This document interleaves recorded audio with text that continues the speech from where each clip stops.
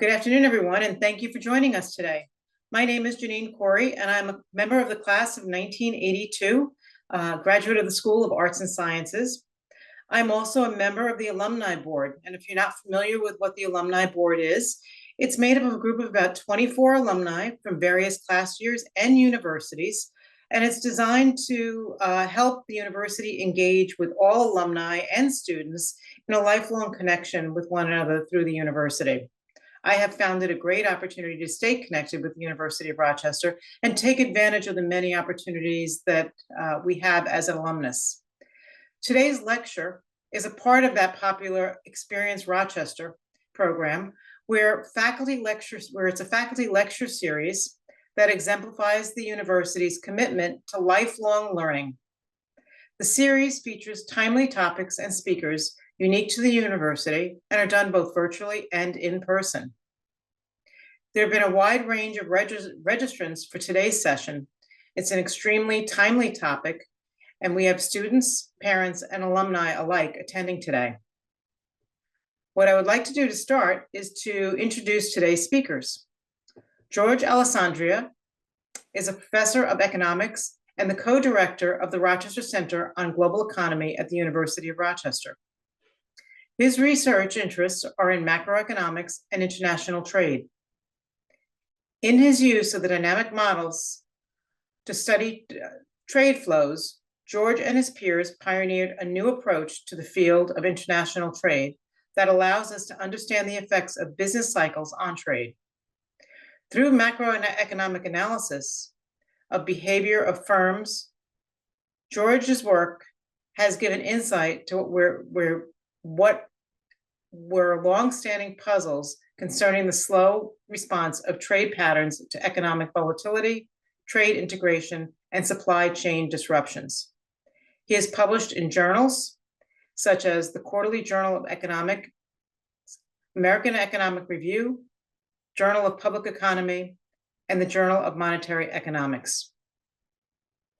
Also joining us today is Marcos McMullen. He has received his PhD in economics from the University of Rochester this year in 2025. His research focuses on macroeconomics, international finance, and international trade, with particular emphasis on the drivers of exchange rates and the trade balance. In 2024, Marcos was a dissertation fellow at both the Board of Governors of the Federal Reserve and the Federal Reserve Bank of St. Louis. In the summer of 2025, he will join the International Finance Division at the Board of Governors of the Federal Reserve as an economist. At the end of today's session, our speakers will answer as many questions as possible from our audience. Time is really what our boundaries are. You can put your questions in the Q&A box on the screen at any time throughout the webinar. Marcos will moderate our Q&A session later today. Thank you again for joining us, and I'll now turn it over to Professor Alessandria. Professor? Thanks so much, Janine, and thanks to the team, the alumni support that we have in putting this together, and thanks to all of you who have decided to spend their lunch hour with me, so I really appreciate it. I'm going to share my slides. So there's been a lot of discussion of trade policy in the last few months.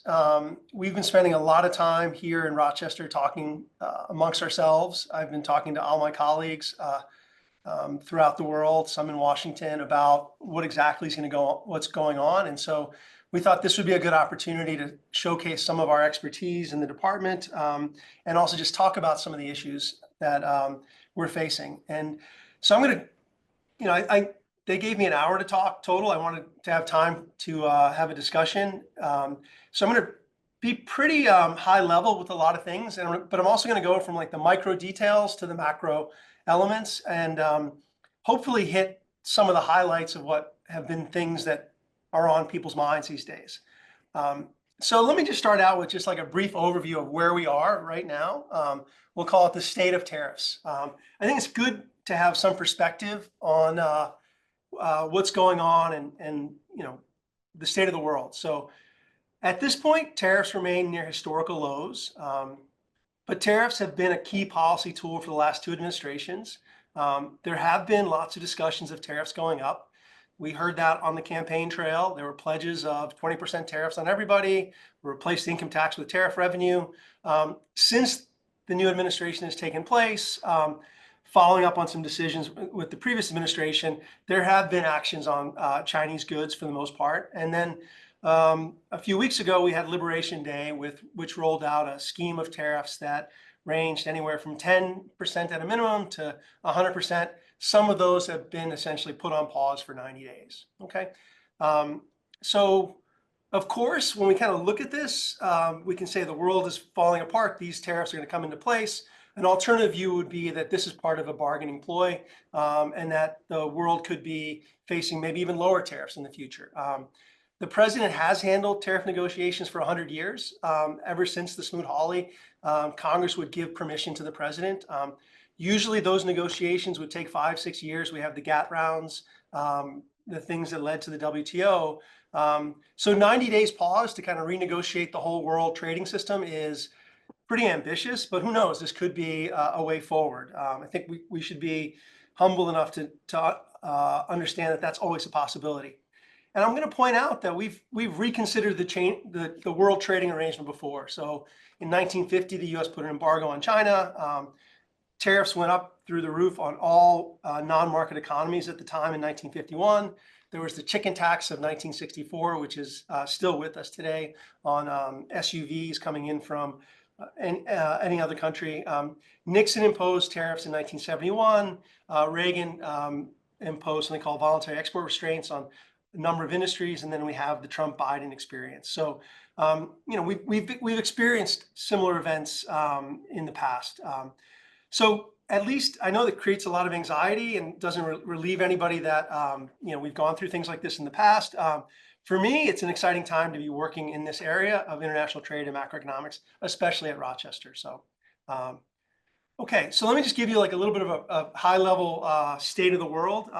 So this is a measure of how integrated the U.S. is with the rest of the world over the last 65 years. And so this is a measure of how much we import as a share of the total goods that we consume in the U.S. economy. It's not GDP, it's a different measure.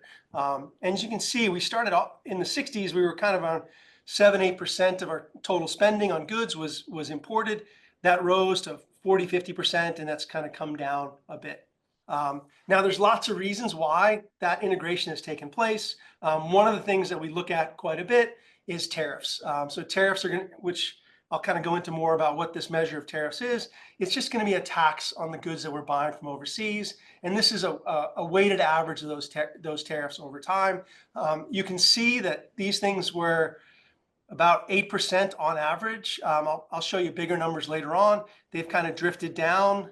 And then a lot of this drifting down was through a series of multilateral negotiations through the General Agreement of Tariffs and Trade, what ultimately turned into WTO, free trade agreements, but bilateral. And then, in 2018, we had a big spike up. It basically took tariffs from about, on average, from 2 to 4%. They've dribbled back down, but not because tariffs have actually changed or fallen, but because people substitute away from high tariff goods to low tariff goods. Okay, so the general trend has been tariffs are going down, trade is going up. We've had periods where tariffs have shot up. Here's kind of two periods right here. This is the Nixon shock, where the U.S. left the Bretton Woods arrangement in 1971. At the same time, we kind of moved off the gold standard. Nixon imposed a 10% tariff, and it looked like the whole system was going to fall apart. But then we kind of got back on track. So, I think it's useful to think about, the long sweep of history when we get to this period right here. I think the question we're facing is, are tariffs going to go up to another 10% or even 20%? And then will they stay up, or will they come right back down like we had in these previous episodes? Okay. So let me just start by just talking about what tariffs are. So an easy way to think about tariffs is that they're just a tax on, like a sales tax on imported goods that we use for consumption. I say for consumption because if you're going to import a good and then export it right away, usually you can get a waiver on that tax. These tariffs are product and country specific. So the U.S. has a system of tariffs called the Harmonized System. There's like 15,000 goods. Every good has like a different tariff. Some are 0, some are like 350%. And then they're by good, and then they're also by like who we trade with. So Mexico and Canada, part of FTA, free trade agreement, those are basically almost at zero or should be at zero. We have unilateral FTAs, like for poor countries, we used to give zero tariffs. Then we have something called the most favored nation tariff, which are a bit higher. And then we have something called non-normal trade relations. And then we can always go to embargo. The tariff system is pretty complicated. We have exemptions for small transactions. Think about like your duty-free purchase when you're at the airport, or if you're shipping from Temu in China. And it's just one way in which nations restrict their imports. There's lots of other ways in which countries do that. They might have quotas, right? You can only bring a certain amount of clothes. You could have export restraints. You can have domestic content requirements. You can impose some standards, like the standards on diesel engines in the US for cars, licenses, you can make exemptions. Tariffs are actually pretty transparent relative to these other quantitative restrictions. And it's interesting, actually, in the Constitution, it's very clear that we ban states from imposing import tariffs on other states, for instance, or the nation from imposing export taxes. There's really a large heterogeneity in these tariffs. As I said, they go from 0 to 350%. And that's going to be one argument that people would make to not use them, because they're very suspect to lobbying kind of effects. So let me, but as an economist, there's all this rich heterogeneity we see, and the fact that there's a paper trail, because in the end, tariffs are just a tax and you have to pay your taxes, as we know from last week. They're great tests for economic theories. So let me just give you like an example of a tariff and a good. So, you know, this harmonized system has like cotton thread, whatever this number is. It's the amount that you import is measured in kilograms. We have a tariff of 4.4% if you've got like this most favored nation. And then we've got this other schedule called column 2, which is usually the schedule we would punish countries with if we thought they were doing something that we didn't like. So for instance, recently we moved Belarus and Russia to column 2 tariffs. And the tariff is 0 if an export is part of a trade agreement. And these tariffs are all as a share of the value of what you import. Okay, so if we look at these tariffs over say the last 10 years, you see a lot of trade coming in at 0, some trade coming in at the MFN rate. And then because we raised tariffs in China in 2018 and China exports this to us, we have a lot of tariffs at the first stage tariffs and the higher stage tariffs. Okay, so, you know, every product has a different tariff. Where you're getting it from is a different tariff. It starts getting pretty complicated, right? You go to the grocery store, you want to buy things, everyone has a different tariff. All right.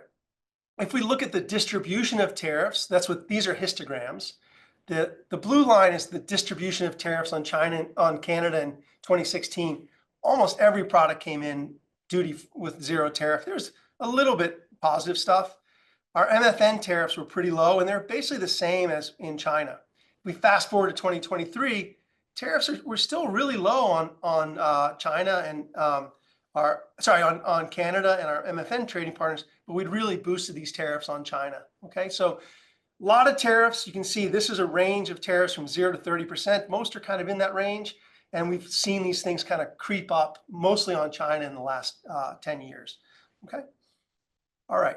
And then if we take like a longer term history of it, if we just kind of look at like tariffs on China and tariffs on Canada for extremes, you can read what the tariff on Canada is really off the right-hand panel. It was really low in the 70s and 80s, and it's come down to basically 0. Tariffs on China were super high in the 70s. They came down in 1980, and then they've just basically kind of drifted down until we had 2018. So there's a lot of variation. There's a lot of variation across countries, across products. I can't go further back in time because the micro data is not available. But if I went before 71, the tariff on everything from China was infinite. We had an embargo in place. Everyone knows about Nixon going to China from watching Forrest Gump, right? Ping pong diplomacy. So tariffs are very heterogeneous. All right. This is this period here. If we go back in history, tariffs could be really, really high. And you know, part of the discussions about getting rid of, but going back to like old periods, we had really high tariffs, are motivated by looking at these periods in time right here. Okay. All right. So what do tariffs do? Well, they raise the price of imports. If you think about you're buying some product from some country C, and that's a good, it's going to take that price and you have to pay this extra tax. Pretty straightforward, right? What's it going to do? Well, if we see the price of that good going up, we're going to substitute away from it. And then what that lower demand for the good is going to do, Well, if we raise tariffs on that product and people are buying less of it, demand has fallen, that might appreciate the dollar. That's going to be offset part of the tariff increase. And that's going to be one of the main arguments that people are going to make for wanting to have tariffs in place. It's the terms of trade argument. It basically allows us to get more stuff for cheaper, even if the price of that good has gone up. It could also lead firms to cut their prices, what we call incomplete pass-through. So then we look at it, the net effect is to reduce imports on the tariffed good by how much kind of we substitute away. That's just elasticity parameter. How much the price changes because of the exchange rate from incomplete pass-through, and then the tariff change. Okay.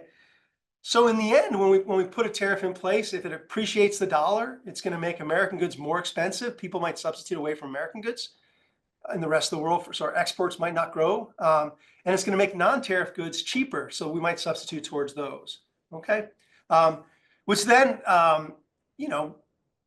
is something we can kind of think about this substitution that's going to take place. I'm going to talk about the formula in a second. So when we think about this substitution, it's going to depend upon what we think is going to happen with tariffs. And in the short run, it's all going to be about inventories. So in the short run, if we think back to COVID, we knew it wasn't going to be easy to get products. We all ran out to the store, we stockpiled. With trade, it's the exact same thing. If you think tariffs are going to go up in the future, people are going to rush out and stockpile. Imports are going to go up. And then what's going to happen to the economy is once we get that stuff, we're going to have it. That's going to be good. We've avoided the tariffs. But because we have it, we're not going to need as much in the future, even if tariffs don't end up being implemented. Likewise, if we think tariffs are going to decline in the future, we might not buy stuff, and that could kind of slow the economy down. So these forces are really strongly at play right now if we look at the recent data. So trade was kind of booming through February, and much more so for imports. So the trade balance fell quite a bit. What I mean is the trade deficit grew. So here's a picture of what's been going on. This is a measure of the trade deficit as a share of final sales in the US, kind of cranking along at about 5%, 4%. And then here's the election. People now think tariffs might come, and all of a sudden, boom, we're importing a lot more than we're exporting, but actually, whoops, trade goes up, right? So people are getting a bunch of stuff. So I can pretty much guarantee you once the April or March trade numbers come back, this thing's going to kind of overshoot back once we kind of see what happens, unless people are doing more stockpiling, expecting those 90 days, that 90-day reprieve not to really hold. Okay. The other thing we can do, the other margin that people sort of care about expectations and trade, is making decisions to export your product to a marketplace or change your supplier base. If it's temporary, if people think tariffs are just going to be up temporarily, they're just going to wait it out. We saw a lot of this in 2018 to 2021. If the tariff's permanent, firms are going to exit exporting, or customers are going to invest in new suppliers.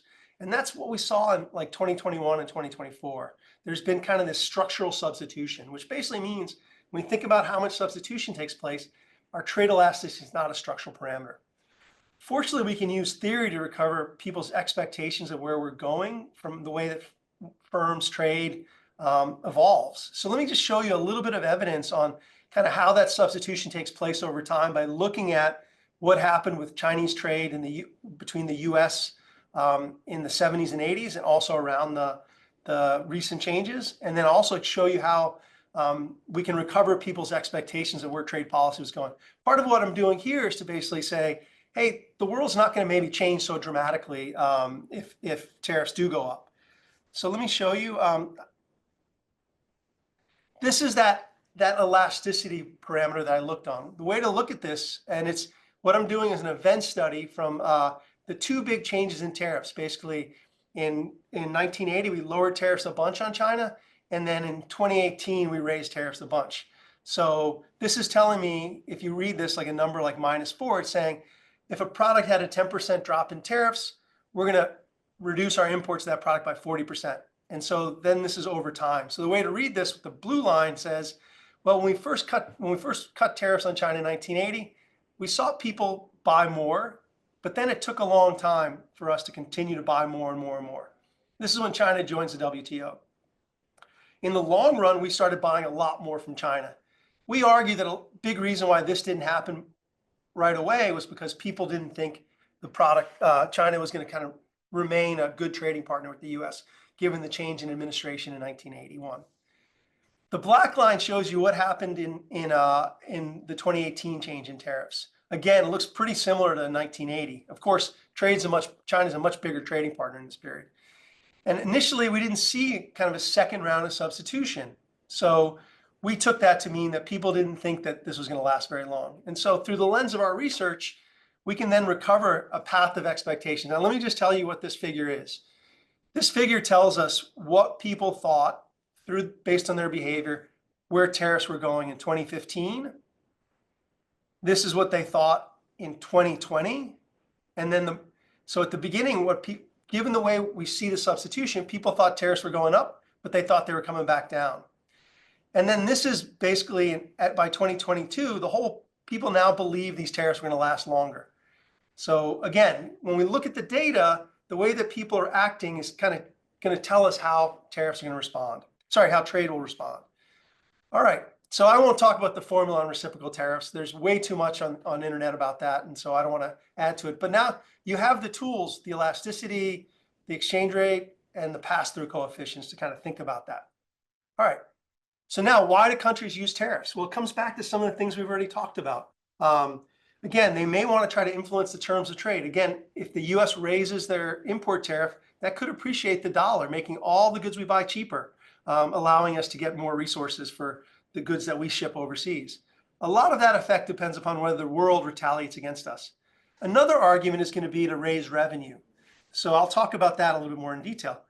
And another argument is to adjust the balance of payments. So when we talk about balance of payments, it's really about the trade deficit. If we're running a trade deficit, that means we're borrowing from the rest of the world. In the old days, that would mean that gold is flowing out of the US and people would be worried about that. What it means today is that the US is writing IOUs to the world for all the goods that they're shipping us, and we're not shipping goods back to them. There's other reasons countries will use tariffs. The main arguments are going to be related to national defense, or there could be some other objectives that are not valued in the market that society values. There could be lobbying or what we call log rolling, where we're trying to give something to special interests, whether that be a particular industry or a particular state. We generally think that reasons for these lobbying and log rolling reasons probably are not strong reasons. And part of the reason why it took so long to get tariffs down was those multilateral negotiations were a way of kind of pitting different domestic interests against each other, where we could say, hey, you're an importer, we can get your import tariffs down. You're an exporter, we'll kind of trade you guys off. You're going to get more sales, but the domestic guys might go out of business or lose some of their jobs. So those are the main arguments that we usually think about going from the micro to the macro. So now let's talk a little bit about tariffs as revenue. So tariffs do provide revenue. We heard pledges that on the campaign trail that we were going to use tariff revenue to eliminate the income tax. That's not going to be possible. Historically, prior to having an income tax in 1913, tariffs were the only source of federal revenue. The government was much smaller. On the other hand, the recent tariff increases have raised revenue, probably about $300 billion since 2017. That's nothing to sneeze at. That's probably on par with the student loan debt relief that was put through the economy the last few years. So it's not unsubstantial. All right, so let's take a step back and kind of look at the history of tariffs as revenue. And so now I'm going to go a little further back to 1929. I've got a son who's doing U.S. history in high school. He was talking to me about Smoot-Hawley. We've got Smoot-Hawley tariffs in this picture. So the red line, we're going back to 1929. Tariffs went up, and then they came down. And we already saw what was going on with tariffs in this period. And so then we can look at tariff revenue as a share of all federal revenue. So if we go back to 1929, tariff revenue was almost 20% of federal revenue. It just turns out federal revenue was, the size of the government was much, much smaller. It's about 8% of GDP. Now it's about 20% of GDP. But we can ask the question of how much federal revenue could the government generate by using tariffs? Sorry, let me back. Oh yeah, and so this is just kind of a longer history of the trade growth. You can see the trade was relatively low because of World War II. We can also see the trade was really probably about 3% of GDP in the 30s. Okay, All right, so let me talk a little bit more about tariffs as revenue. So the key idea here, which is it's a reasonable idea. We need to trade off the effects of kind of raising tariffs on versus lowering other tariffs. So in recent research with one of my graduate students, one of my current graduate students, and two of my former graduate students, one who's at Syracuse and one who's at the Board of Governors, we explore these ideas. And what we try to do is figure out what would be the revenue maximizing tariff. And what we find is it's roughly, if we were to raise tariffs, keep those at the level that kind of generates the most income possible, and then use that tariff revenue for something else, the US can generate or raise between 30 and 60% of GDP if we're doing it in present value terms. So we're taking that flow of tariff revenue and we're kind of pricing it back to like today. And that would be something significant, right? It's not small. For a reference, US federal debt is about 100% of GDP. So it is something. Now, importantly, that allows you to do something else with other tax reform. And that's something we look at. The other thing about using tariffs as revenue is revenue is going to be really high initially, right? We've got a stock of people that we're trading with. It's hard to kind of substitute at different horizons. Sorry, it's hard to substitute in the short run, but in the long run, it might be easier. Remember, I showed you that picture of how substitution away from Chinese goods or towards Chinese goods took time. So what we would expect is that if you tried to raise tariffs now, you're going to get a decent amount of revenue, but over time, you're going to get less revenue. So you have to think about those calculations when you do that. So I think we don't want governments to be maximizing revenue. We want them to kind of give them what their objectives are. We want them to most efficiently get the revenue possible. So we can ask a question, if the government thinks about trading off different taxes, what would be the optimal tariff that the government should put in place? Again, this is the government doing the best it can for just us, not with any of those extra considerations that we were talking about. So this takes you to an approach we can take in our paper, which is just to ask, suppose we change the tariffs once and for all. We try to figure out what tariff is going to kind of make us best off, both in the short run and in the long run. We're going to value kind of present consumption and future consumption. The future, we're going to make a lot of adjustments in the economy, build new factories, do more capital accumulation. We might value those future states of the world more than the present states, than the market. Think about all these discussions of climate change. All those arguments, a lot of them were about valuing the future more than the present. And that's going to maybe argue for having a relatively high import tariff. A lot of this, though, depends upon what the rest of the world does to us. If the rest of the world comes back with tariffs, then that's going to lower the value. So there's a classic, this is a picture from my paper I'm going to show you, but there's variations of this in every textbook. All of it just depends on the model we write down. So typically we can think about if you're the government and you're changing tariffs, right? So we could start at 0. I've got our current tariffs about 4%. And then we can sort of ask, if we kind of change the tariff, what happens to welfare? And so this says, hey, if I lowered tariffs actually by myself, I might not be as well off as if I just keep them right here, because I'm going to lose some revenue, I have to raise some other taxes someplace else. If I raise tariffs, because they're pretty low compared to the tax on income, on labor, if I raise them and do something with that to lower some other taxes, that could give incentive to people to work more, to invest more.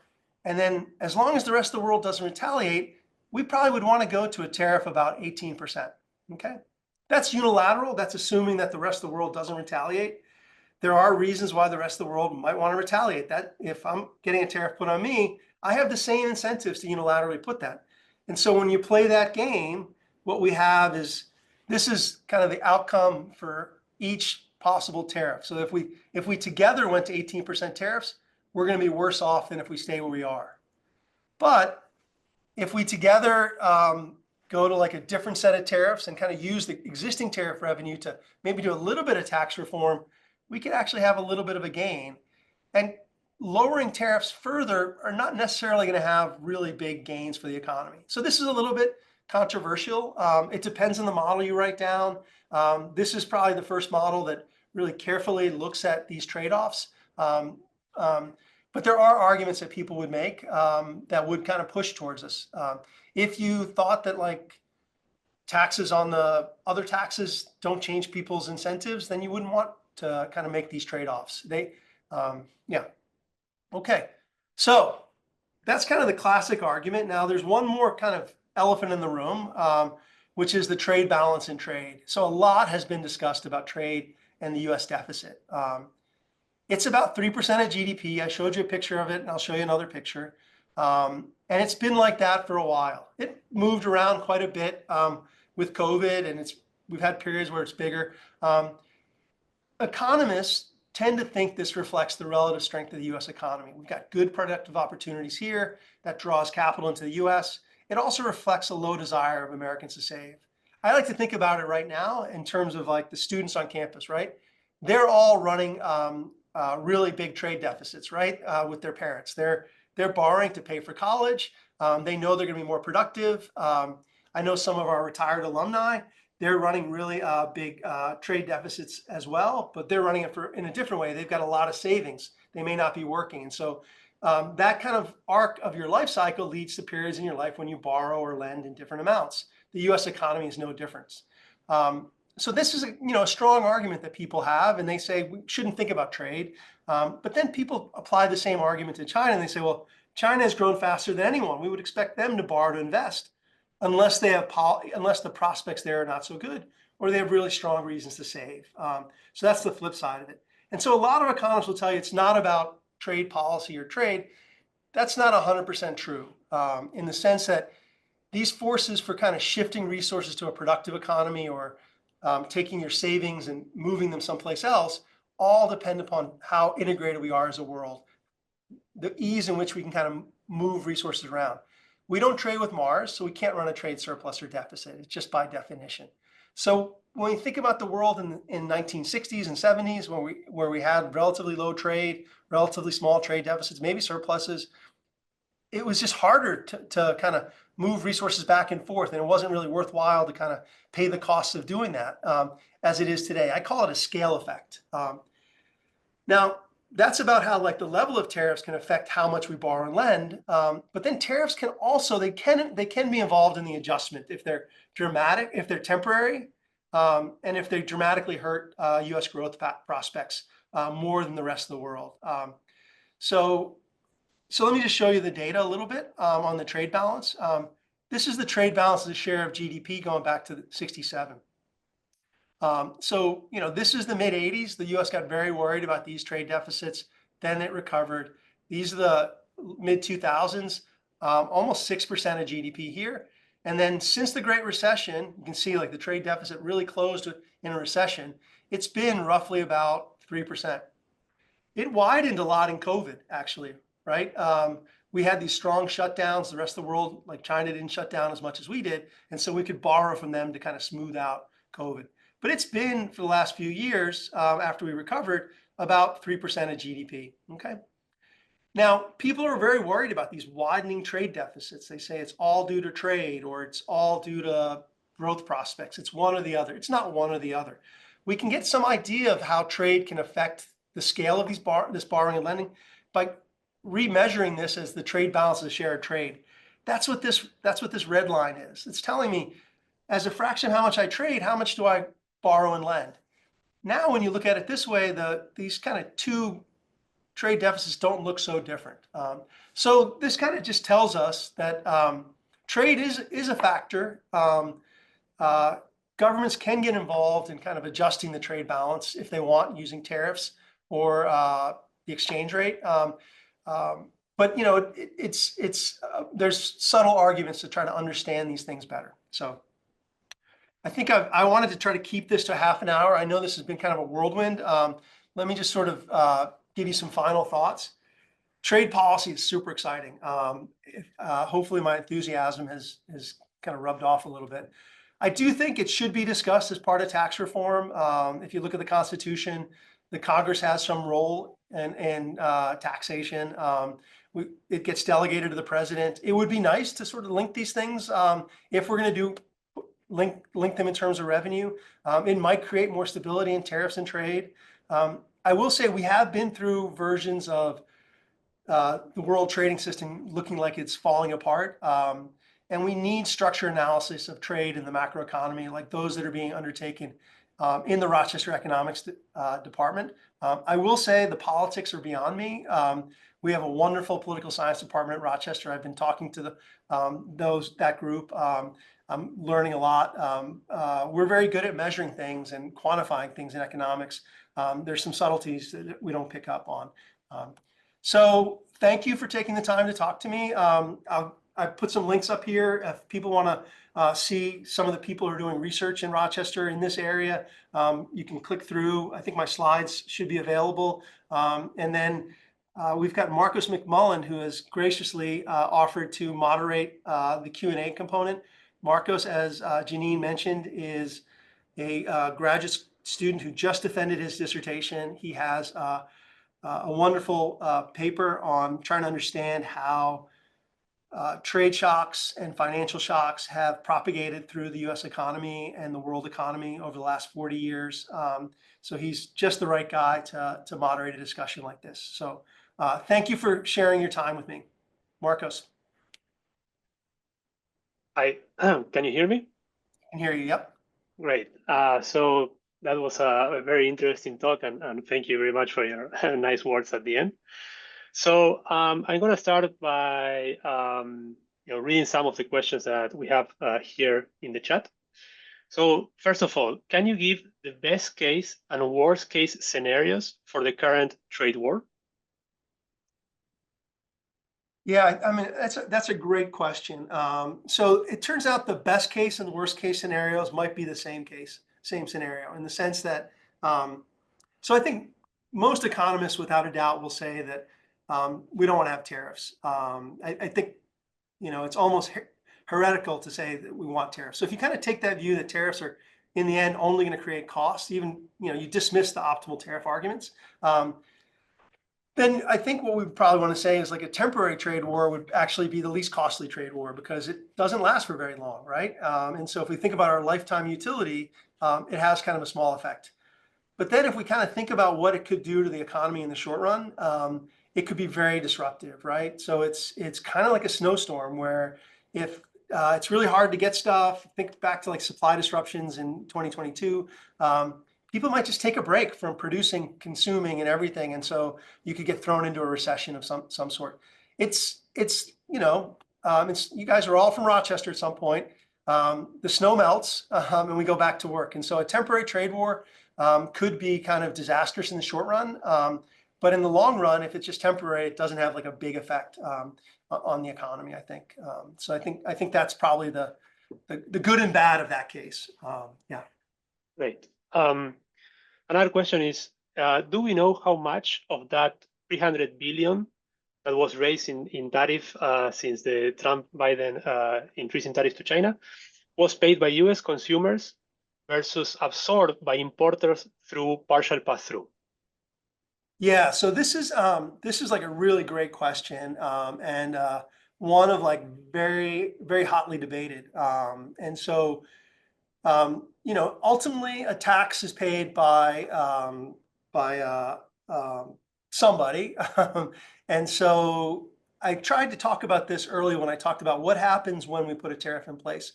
So generally we think when we look at the data, we see like the tariff goes up by 10% on, let's just say, I showed you those cotton threads, it went up by 30%. We tend to see that the price that the Chinese firm sells it for doesn't seem to drop relative to other prices of other goods that didn't get a tariff. So in that sense, people would say, oh, this is 100% borne by US importers. The thing you have to be careful of, though, is there's a general equilibrium effect, which is what I was talking about, is the dollar appreciates. And so, it's the exchange rate. Explaining what happens with the exchange rate is a huge challenge, and Marcos has done first-rate research on that. It's a very, very contentious area. But so if we basically said, hey, the exchange rate appreciates by 5%, then turns out the consumer got 5% cheaper on everything they bought from China. Okay, and so doing those kinds of calculations is hotly debated. We tend to see that we don't tend to think the pass through to the consumer from the price at the dock to the guy who's buying it. We see that looks like it's 100% of the tariff. But then, what happens, exchange rate is different. There is one more subtlety that we have to think about, is that the tariff is going to lead you to substitute away. So I showed you a picture that like tariffs on Chinese goods went up, and then eventually we substitute away from Chinese goods. What does that mean? That means that we're not going to pay that tax forever. And so it's not going to really raise the cost of that goods fully by that amount. And so we're going to, when we kind of try to figure out like how much it really costs, it's a much more complicated calculation. Yeah. On the other hand, I guess one of the points I was trying to make before is that we are paying other taxes. And so if we kind of throw it into and we are spending other money in the US economy, the government is. And so if we raise 300 billion, that could be 300 billion that we can lower taxes someplace else. And again, we need to have careful, thoughtful analysis of these things. We can't just say some policies we can't just do. I think, yeah. So thank you for the question. That's just a great question, and it's completely unsettled, at least in some circles. Great. So the discussion focused on trade of goods. Do you have comments on trade of services? Do they offset some of the balance of trade in goods? Yeah. So the U.S. is a net exporter of services. Here at Rochester, I don't know if we're like the biggest export. We must be the biggest exporter in Rochester, given students like Marcos who come here and buy goods or pay tuition. So services are definitely a positive in the balance of payments. It's when I did the calculation for the trade balance of share of GDP, that was in there, and that's why when I did the trade balance of share of final sales of goods, it was 5%, and then it went to 3% with services. And so part of the issue when looking at the trade balance is, if you look narrowly at goods, the U.S. probably doesn't have a comparative advantage in goods. We have a comparative advantage in services. The world-class research we do at Rochester, the education we provide our students, people want to come here for that. We should shift the world economy towards our comparative advantage. And so we're going to see trade deficits in goods, trade surpluses in services. They're just going to be different sizes, and then but all the forces I talked about are going to kind of operate in the same way. It's just that we generally don't have as easy of a way of taxing services, but people are trying to find ways to do that. Yep. Okay. Do you anticipate many countries moving their trade to other countries as a result of seeing US as an unreliable partner? Yeah, I think that's the discussion, right? How likely are people going to substitute away from the US? In the end, the US is a big market, and that substitution takes time, and people have to believe that giving up the US market and this is going to last for a long time. It's worth making those substitutions. I think, I showed you pictures of US trade policy over time, and we have had periods where trade barriers have gone up, and this is no different than that. Again, the Nixon surcharge in '71 was another period where it looked like the system was maybe going to fall apart, and the world kind of came together and found a way around it. In the 1980s, we had similar experiences, and the world found a way to come around it. I think, you do this enough, and people will eventually, go away from you. But it's all about relative reliability, and so I don't think we're at a stage yet to sort of say people are going to give up based on what's happened in the last 90 days or even the last 6 years. And to be clear, it's not just the U.S. who will raise barriers in times where they're having fiscal problems or they want to kind of reorient to their economy. These are kind of standard tools that lots of countries will do. Even in COVID, countries were limiting their ability to export certain goods out of the country. I think some sort of commitment credibility. There's a nice part about the credit. To gain credibility, you need really hard rules. But even the Constitution says that the U.S. can't have an export tax. But so what does the U.S. do? It basically says we can't export anything. They don't put a tax in place. You can't export anything of some certain goods. So credibility is a tough thing to measure, and how people gain it and lose it, again, is really, really hard to measure. But that is a possibility. Yeah. So there's a question about what industries will be affected the most with the proposed tariffs. Yeah. Yeah. Yeah. So another great question. I think that's the amazing thing about doing international economics. I showed you there's 15,000 tariffs, and there's 7 different sets of 15,000 tariffs for different goods. There's 7 different sets of tariffs for good countries, right? And so where we go with this is a little bit, uncertain.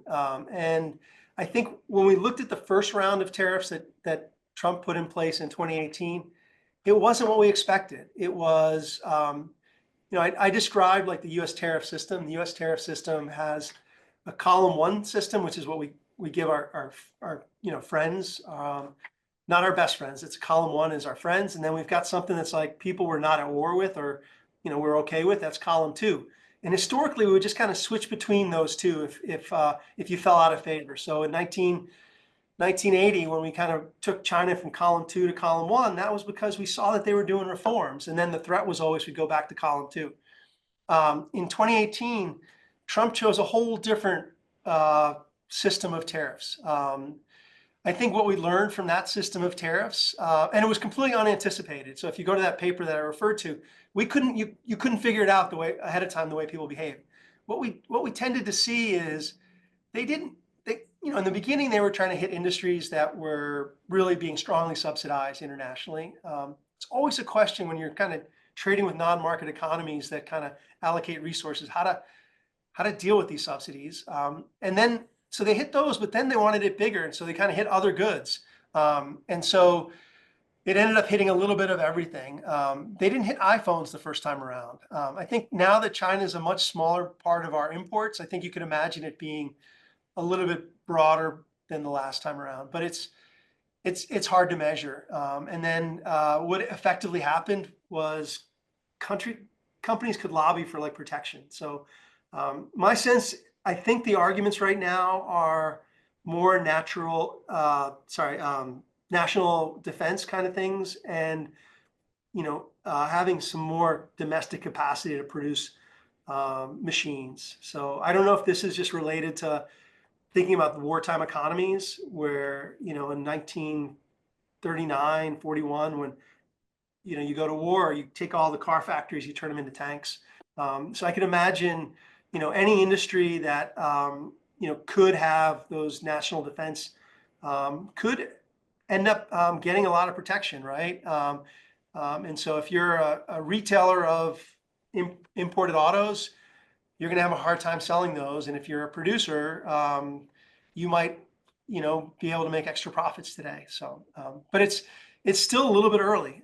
My hope is whatever they do, it's not super dispersed across different products. It's kind of targeted, because when you have like very different tariffs, it makes it a lot less transparent. So you'd like something transparent.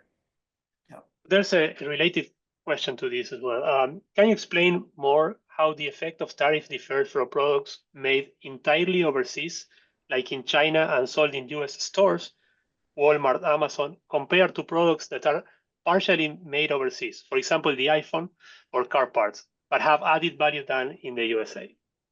Yeah.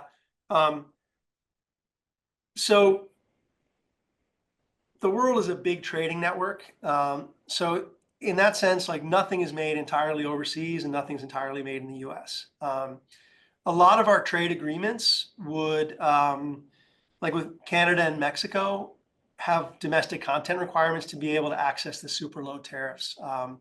And we've kind of boosted those over time. Again, it's a hidden tariff. And so I think the goal is I don't know what the goal is, but let me just sort of be factual. So historically, we've kind of had low tariffs on things that have a lot of domestic content and high tariffs on things that don't have a lot of domestic content. And so I think the challenging thing that's going to happen right now, if we kind of put different tariffs on different products coming from different places, is that people are going to find ways to kind of move goods around the world to avoid these tariffs. You know, there were tremendous sanctions on Russia following the Ukraine invasion, but the world kind of still finds a way to reroute things. And so, yeah, that's kind of how it works right now. There's a question about the dollar being used as a primary currency for trade and finance in the world, and whether this imposes some threat to the use of the dollar for this. Yeah, we've had lots of these conversations in this building. I have some colleagues who I have a lot of great colleagues, and some of them work in international finance, and they're very focused on this issue. I think it's hard to know exactly how that's going to happen. Again, I don't know the history going back to the Dutch East Indian Trading Company in the 1600s and how the guilder was used, or how that shifts over time. I do know that since the post-war period, the dollar has been very important in settling a lot of transactions. It's hard to see that get replaced. If the U.S. decides it wants to be a closed economy entirely, which I don't really think that's going to happen. That's just too big of a shock given how open we are for it to, and it would be a really bad shock for the economy if we decided we don't want to import anything, right? So now I have to grow my own food in the backyard. It's just not going to happen. But we've seen periods where barriers have gone up and we found a way around it, and the U.S. dollar role has kind of stayed. And so it is a risk. I don't know how to model it. I don't know. I don't know. I don't know what will replace it. And yeah. Right. There's a question about the effects that tariff would have on the residential real estate industry, or more generally, what we call the non-traded goods. What should we expect about this? Yeah. So I mean, so my sense on the residential industry, probably what happens with immigration is probably going to be the main thing on the construction cost and the demand side of people coming into the country. That being said, if we're putting big tariffs on lumber, we do a lot of stick construction in the United States. That's going to feed through to the cost of production. And so my sense is those things are going to raise prices. Hard to believe house prices could go up further. But there is a tradable component in the production of housing, right? Ultimately, you go into your kitchen and you see a lot of things that were kind of moved along the whole world. And so we just finished a kitchen renovation, and I know costs went up for different things. We were trying to get things in before the tariffs hit as well. So, I think the key thing to remember is everything is connected. I think that's the beautiful thing of working in the international trade and macro area is we can kind of measure all those interactions. We can kind of see how it's changed over time. We can learn a lot about how the economy works, and every sector is going to be influenced. We know Rochester is going to be really affected by what's going to happen. So, yeah. Another question on what is the relationship between tariffs and inflation, and what should we expect for inflation in the next year? Yeah, so I think this is a wonderful question, and it's hotly debated. And I have to admit, part of the reason that I wanted to do this and reached out to the alumni folks to offer to do this was hearing so many things about inflation or the costs.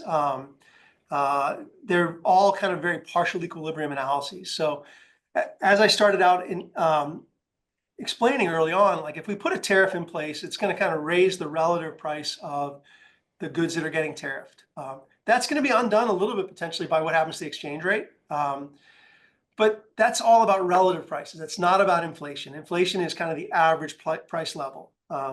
So there's really two arguments for how this is going to turn into inflation. And remind me to talk about the real wage if I don't either. So there's two arguments on inflation. One is actually low inflation, actually. you're raising taxes. So we had John Cochrane come and give a seminar. John Cochrane is a professor at Stanford and the Hoover Institute. He's very concerned that it's really government taxation that determines inflation. It's not a monetary phenomenon. It's all about, government deficits into the future. And so from that fiscal theory of the price level, if you're raising taxes today, well, actually, this is going to be deflationary for the average price level. Okay. There's another argument, which is more about, well, this is a supply shock, and so the Fed doesn't like supply shocks, and so the Fed is going to kind of stimulate the economy, and that's going to lead to inflation. Okay. So those are kind of the three kind of subtleties of the argument. I think when people talk about inflation, they actually mean the real wage. What do I mean by the real wage? So inflation in the end moves the wage and the price by the same amount, just in terms of dollars. It doesn't really move the real wage.